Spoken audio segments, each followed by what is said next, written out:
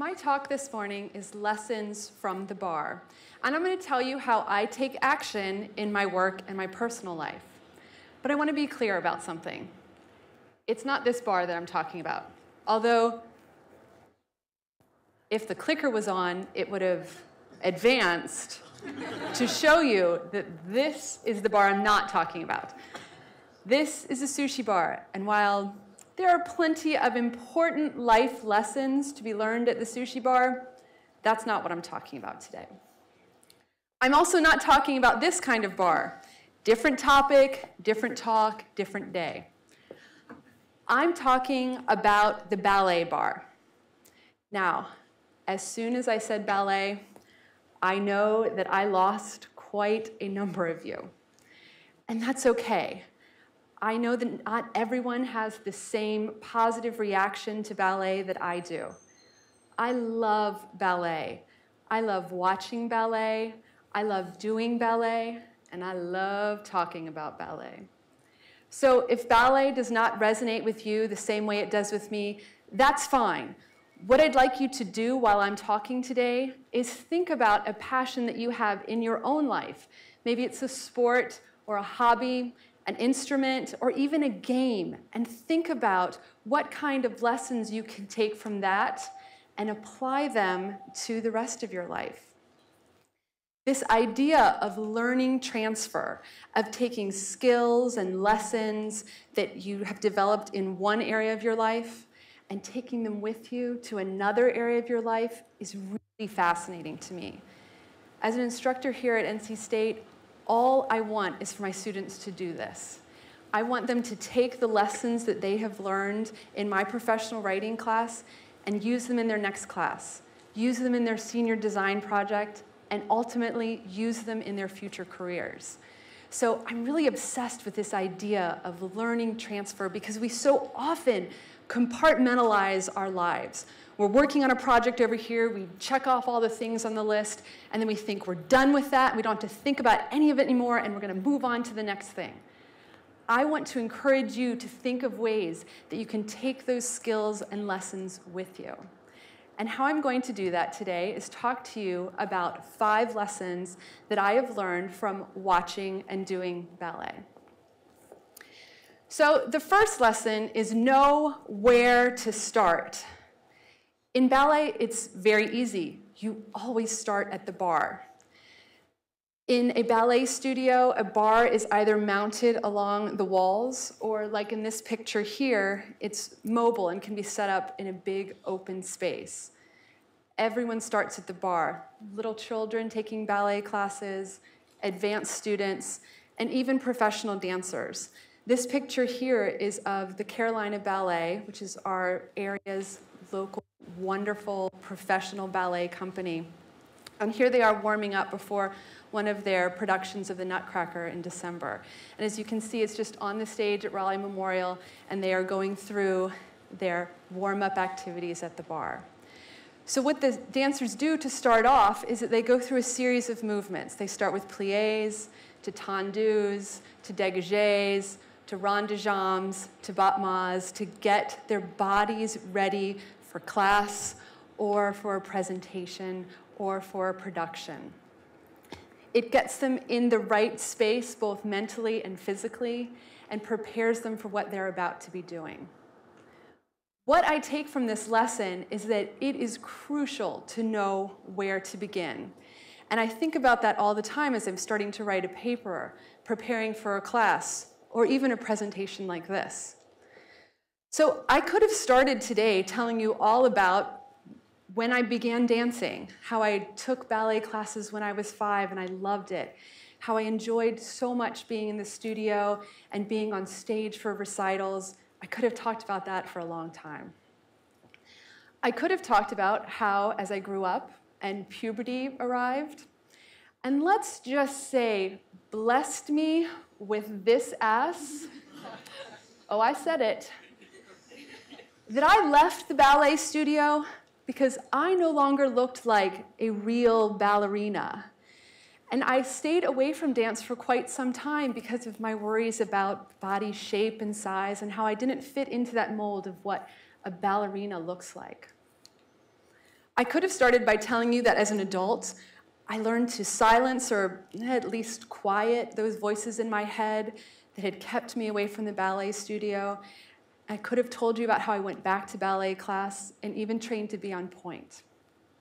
But that's not how I wanted to start with you. I wanted to get you to think about your own passions and interests. I wanted you to get that idea about learning transfer and about taking action based on things that you already like. So finding a place to start in order to connect with your audience is very crucial, and it's one of those really important lessons that I take from the bar. Lesson number 2, life is not all tutus and tiaras. When you go to a ballet performance and you see these beautiful dancers up on stage in their tutus and tiaras and their sparkle and their costumes and the props and the scenery, what you don't see are all of the things that happen before that, good and bad. The practice, possible injuries, the sweat, the tears, because all we want to see is that sparkle. And we know that life is not always sparkly. Life is difficult sometimes, it's heartbreaking, and sometimes it's not that much fun. So I try and hold on to this idea that life is not all tutus and tiaras when things are going poorly and when things are going well. When things are going bad, when you're facing a project that you don't like, facing a personal crisis, I hold on to this and think, if I can slog through these moments, I'm going to come out on the other side and there's going to be a tutu and tiara moment at the end. Just because it's not all sparkly doesn't mean it doesn't have value. When things are going well, I also like to think about this lesson because it reminds me to try my best to stay in the moment and try to enjoy what is happening right now. Like this moment right here is definitely a tutu and tiara moment for me. In this beautiful building with all you lovely people that I get to talk to about ballet, what you don't see are all of the speaking experiences that I've had before this that have gotten me here to this point. There have been some great ones, and there have been some pretty ugly ones. There have been times when I've prepared presentations that not a single person showed up to see. I have flown to conferences where a handful of people showed up to hear me speak. I've messed up, I've been frustrated, I've had problems, I've stumbled, I've had issues with the clicker. But if I can hold on to this tutu and tiara moment, it really helps me as I work through other things as well, because these moments are wonderful, but they are fleeting. So lesson number 3, the bar is your friend. So dancers use the bar as support as they work through improving their strength and their flexibility and practicing their placement and alignment and possibly trying out new moves. They use it as a touch point, as a safety net to just have a balancing point. Now there is a tendency to possibly lean too heavily on the bar or grip too tightly in order to shift your weight forward so you can fake something. And I had a ballet teacher who would always ask us, which one would you prefer? Do you want a fake dollar or do you want a real nickel? And if you're using the bar incorrectly, all you're getting is that fake dollar. But if you're using it as you should, as a touch point, as a point of balance, then that's how you get that real nickel.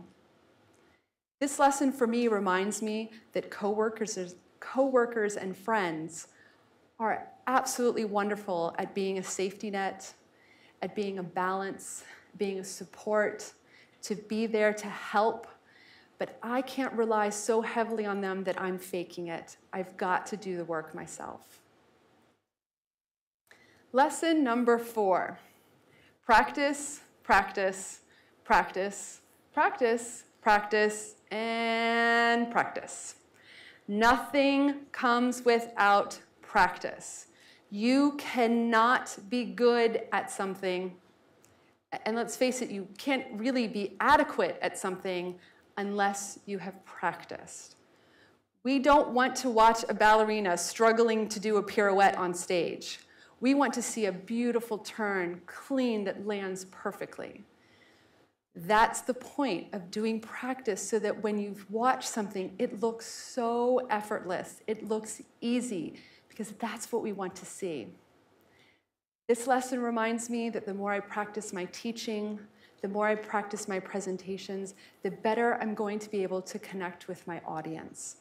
Practice helps me feel confident and calm and ready to go to talk to a room full of people. Lesson number 5, more plie. For those of you who don't know, plie means bending. It's literally when a dancer bends the knees. And what happens is that the legs are turned out from the hips, and the knees kind of go out over the line of the toes, and it goes out in a direction like this. This picture here is of young girls demonstrating demi-plie, which is a partial bending. And then there's grand plie, which is much lower down to the floor. Plie seems quite simple, but it is actually very complex.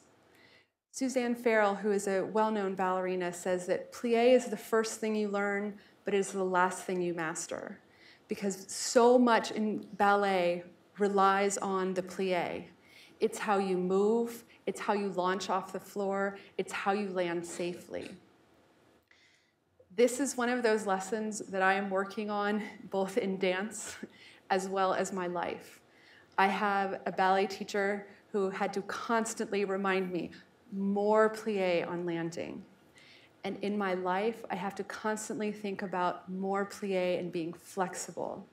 Because the whole idea of plie is that by yielding and bending, that's how you move up and forward.